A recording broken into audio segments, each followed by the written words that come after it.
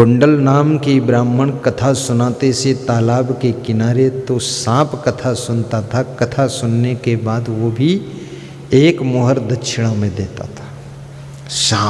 सांप को भी इतना ज्ञान था कि फ्री फंड कथा नहीं सुनना चाहिए, दक्षिणा देना चाहिए। लेकिन कितने आदमी इतने बड़े सांप हैं, सांप क्या वो गो हैं, बिस्खोपरा पूरी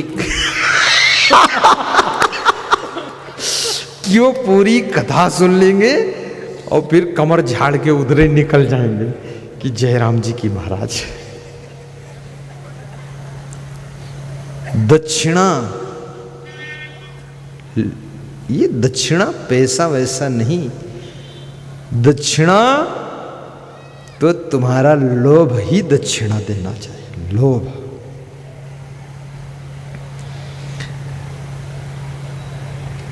लोभ दान देने से रोक देता है, कभी दान नहीं करने देता है। अहंकार नमस्कार करने से रोकता है। चरण नहीं छूंगा, मैं किसी को नहीं छूता हूं, क्या समझ रखा तुमने? तो कौन कहता तुम छू लो, काहे को समझा रहे हो तुम? फालतू अपने आप अहंकार भाषण करना शुरू कर देता है। और मोह कभी घर नहीं छोड़ पाता है, घर से निकलेगा नहीं, कारागृह में पड़ा रहेगा। और वासना उपासना से वंचित रह जाती है। तो अष्टावक्र ने कहा, जनक पहले दक्षिणा दो, फिर ज्ञान होगा। बोले क्या दूं?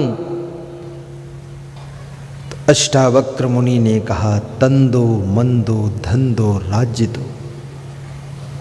संकल्प करो। आपने रामायण में एक चौपाई सुना होगा कि नाथ सकल संपदा तुम्हारी और मैं सेवक समेत सुत नारी। है चौपाई? नाथ सकल संपदा तुम्हारी। अगर इस संपदा को तुम भगवान की संपदा मान लो, गुरु की संपदा मान लो, तो इस संपदा का तुम दुरुपयोग नहीं कर सकोगे।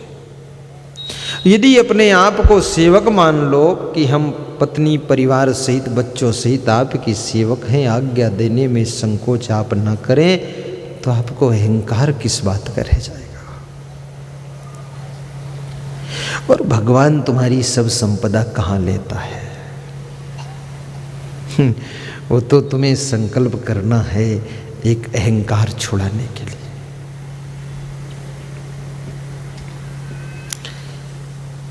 तो संकल्प कर लिया कि तन का संकल्प, मन का संकल्प, धन का संकल्प, राज्य का संकल्प करता हूं कि आपको गुरु दक्षिणा में समर्पित कर रहा हूं। अब आप मुझे आत्मज्ञान दीजिए। सामने जनक बैठे हैं, संकल्प लेकर के हाथ जोड़ करके अष्टावक्र सिंहासन पर सुशोभित हो रहे हैं। इसलिए कथा हमेशा नीचे बैठकर सुनना चाहिए। शरीर में कोई तकलीफ हो तो मजबूरी में कुर्सी पर बैठो, अन्यथा नीचे बैठ जाओ। उसी समय से परंपरा है। कुर्सी पर तो हमेशा बैठते हो। घर में sofa set, double bed set, कुर्सी सेट, सेट में सेट, फिर भी दिमाग अपसेट। तो अब बैठ जाओ, यहां जमीन पे बैठ जाओ प्रेम से।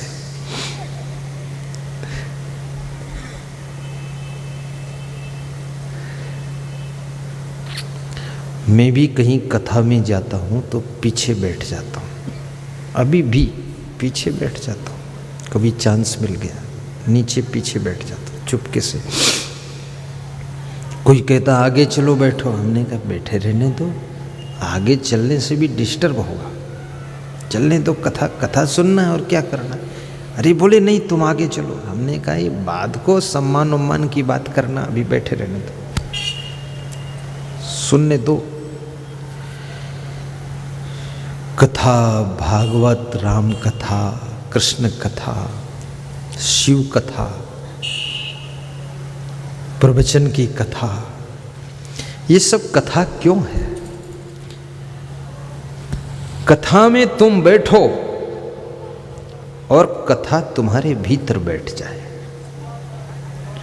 तो जो तुम्हारे भीतर व्यथा बैठी है वो फिर निकल कर बाहर हो जाएगी। जैसे बाल्टी में पहले से हवा भरी है, जब पानी भरोगे तो हवा बाहर निकलती है, ऐसे तुम्हारे अंदर व्यथा की हवा भरी है, तो अब कथा का पानी भर जाए, अमृत जल, तो व्यथा की हवा निकल कर बाहर हो जाए। तुम कथा में बैठो और तुम में कथा बैठ जाए, तो बैठी हुई व्यथा निकल कर बाहर हो जाए, तो जीवन की कथा आपकी सुंदर हो सकती है। लेकिन लोग कथा में तो बैठ जाते हैं, लोगों में कथा नहीं बैठ पाती। कितने लोग कहते हैं कि हम कथा तो बहुत सुनन है, लेकिन हमका कोई न प्रभावित कर पाइए। कहते हम कोई प्रभावित जल्दी नहीं हुए थे। तो कौन नहीं प्रभावित होता जल्दी? पत्थर प्रभावित नहीं होता। पत्थर को पानी में डाल दो 100 साल और फिर निकालो, उस पर हथौड़ी मारो तो चिंगारी निकलती और भीतर सूखे निकलते। तो तुम पत्थर हो, तुम प्रभावित ना हुई हो। 100 साल कथा में बैठ रहो, कथा कारो मर जाए, तुम हो मर जाओ, रही हो पत्थर है, तुम्हारे पसर नहीं। कहा था हम प्रभावित नहीं हुई थे। तुम्हें प्रभावित करने के लिए कोई परलोक से आदमी आई है? तुम प्रभावित हो बीड़ी से नहीं, तुम प्रभावित हो वो सिगरेट से, तुम प्रभावित हो दारू से, तुम प्रभावित हो अंडा मुर्गी से। अब तुम्हारे प्रभावित हो एक जगह ही नहीं बची, तो कथम प्रभावित हो, तुम बहुतंश प्रभावित हो। अब कहते हम प्रभावित नहीं होते। अरे इस दुनिया में प्रभावित हुए बिना बचा कौन है? आप सोच कर देखिए, अपनी जिंदगी में झांकिए, कहाँ कहाँ प्रभावित है आप। अब ये जरूर है, तुम कहते हो हम भगवान से नहीं प्रभावित है ना, बाकी भैंसिन से प्रभावित है ना, तो भगवान से नहीं प्रभावित मत हो। प्रभावित हुए बिना बच नहीं सकते हो। कोई हीरो हीरोइन से प्रभावित है, भगवान का नाम लेने का वक्त नहीं है। हीरो हीरोइन से प्रभावित है, गाना बजाना से प्रभावित है, सत्संग से, कथा से, भागवत से, भक्ति से वही प्रभावित होता है जो महा सौभाग्यशाली होता है, वो इससे प्रभावित होता है। एक सज्जन अभी मुझको मिले छत्तीसगढ़ में, छोटी उम्र के थे और सत्संग में जुड़ गए। टीवी में कहीं मेरा सत्संग सुना तो मेरे पास आए, बोले गुरुदेव सत्संग तो बहुत अच्छा लगा, हम जुड़ भी गए, आपके टीवी के भक्त हैं, लेकिन गांव में जौन हमारी उम्र के और लड़का है वही सब कहा तुम यही उम्र में है बाबा लोगन चक्कर में पड़ गयो। तो बड़ा हमें शर्मिंदा कर देते हैं। बहुत लोग हैं ऐसा बोलते हैं कि तुम कहाँ बाबन के चक्कर में पड़ गए, यह छोटी उम्र में है, अभी 20-22 साल के हो, यह उम्र कोई बाबन के चक्कर में पड़े वाली। तो हमने उनको कहा कि तुम जवाब नहीं दिए कुछ। बोले हम बोल ही कुछ नहीं पाए। हम किन बोल देते कि चक्कर में पड़ने से बचा कौन है? सब चक्कर में पड़े हैं, कौन चक्कर से बचा है?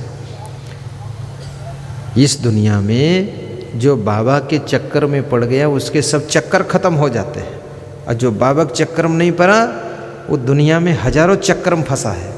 धन के चक्कर में, लोभ के चक्कर में, चोरी के चक्कर में, जुआ खेल के चक्कर में, ताश खेल के चक्कर में, व्यभिचारी के चक्कर में, सिनेमा के चक्कर में, पिक्चर के चक्कर, हीरो हीरोइन का चक्कर, चक्कर में चक्कर, और खच्चर गधे बने पड़े हैं, इतने चक्कर है।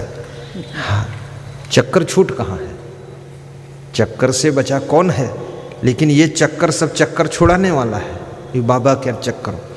दुनिया भर के कांटे चुभे हैं, लेकिन एक कांटा ऐसा है चुभे कांटे निकाल देता है, दूसरा कांटा ऐसा जो चुभ करके दर्द करता है। तो दुनिया के चक्कर ऐसे हैं जो चक्कर में घुमाते रहते हैं, और बाबा का चक्कर ऐसा है जो दुनिया के सारे चक्कर खत्म कर देता है। बाबा के चक्कर में पड़ो। कितनी राजनीति में लोग कहते हैं बाबा लोगन चक्कर में न पड़े हो। अरे तुम दारू के चक्कर में परिन चुके हो, अब चक्कर में पड़े कि तुम्हारे पास रही न गा टाइम। वो बोतले के चक्कर में तुम परेशान हो बहुत, मुर्गी अंडा और बस यही ले घूमो तुम दुर्गा की पूजा का करी हो, मुर्गा की पूजा कर रहे हो। ये चक्कर कोई कम है? चक्कर से बचा कौन है? सज्जनों, अष्टावक्र ज्ञान दे रहे हैं। अष्टावक्र जनक से कहते हैं, जो तुमने तन मन धन राज्य दक्षिणा के लिए संकल्प कर दिया है, अब इस तन को हिलाते क्यों हो, मन से सोचते क्यों हो, धन के बारे में चिंता क्यों करते हो, राज्य के बारे में विचार क्यों करते हो? क्योंकि ये तो संकल्प हो चुका है। राजा जनक ने सोचा कि ये आत्मज्ञान तो बहुत महंगा है, तन भी दे दिया, मन दे दिया, धन दे दिया, राज्य दे दिया, तो मेरे पास बचा क्या है?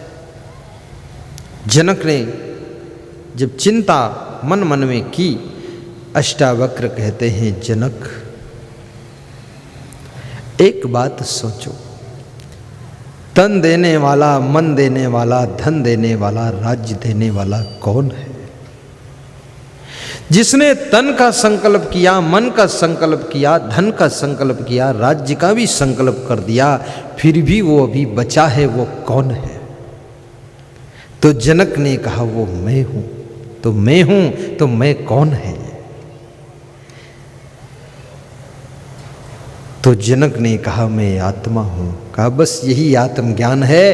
तन मन धन राज्य से भी विलग ये शुद्ध बुद्ध चैतन्य स्वरूप ज्ञान स्वरूप आत्मा है, वही तुम हो। तुम तन नहीं हो, मन नहीं हो, धन नहीं हो, राज्य नहीं हो। इसकी चिंता में, टेंशन में जीवन की शांति क्यों नष्ट करते हो?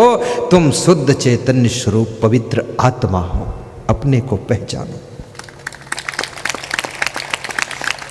एक मिनट में आत्मज्ञान राजा जनक को हो गया। सभी विद्वान शर्मिंदा हो गए कि ये टेढ़े मेढ़े शरीर वाला अष्टावक्र आत्मज्ञान करा रहा है।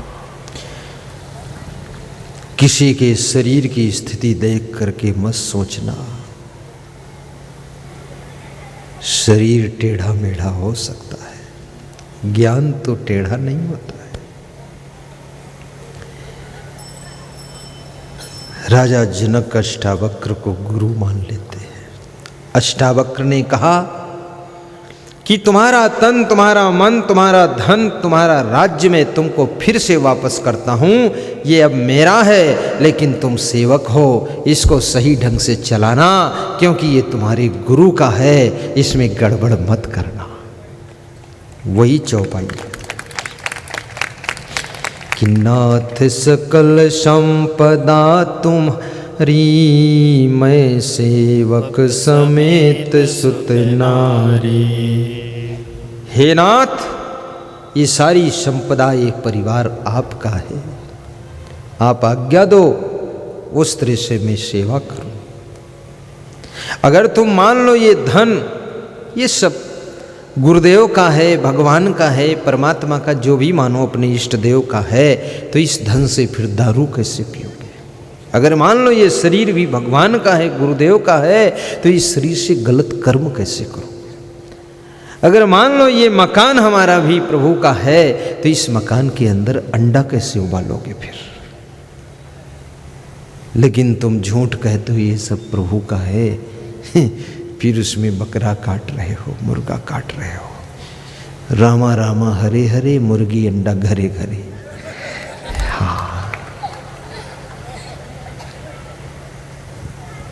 मांस मछली खाना छोड़ दो, शाकाहारी बनो।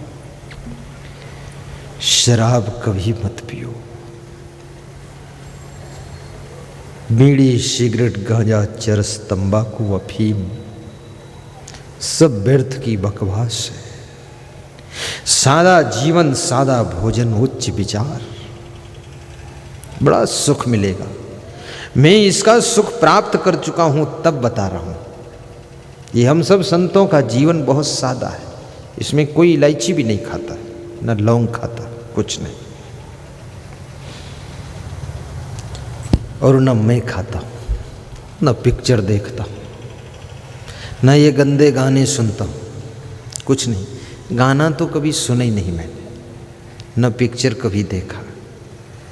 सारी खुशियों का रहस्य यही है, जो व्यक्ति विषण विलास में फंस जाता है, जब जीव फंसे विषय भव माही, सब सुख छीण भयो छिन माही। जल में मछली प्यासी तड़प रही है, तेरे अंतस्थल में सुख का सागर लहरा रहा है। कभी कभी तुम कहते हो व्यर्थ में जवानी मिली, बड़ी टेंशन है इसमें, इससे अच्छा तो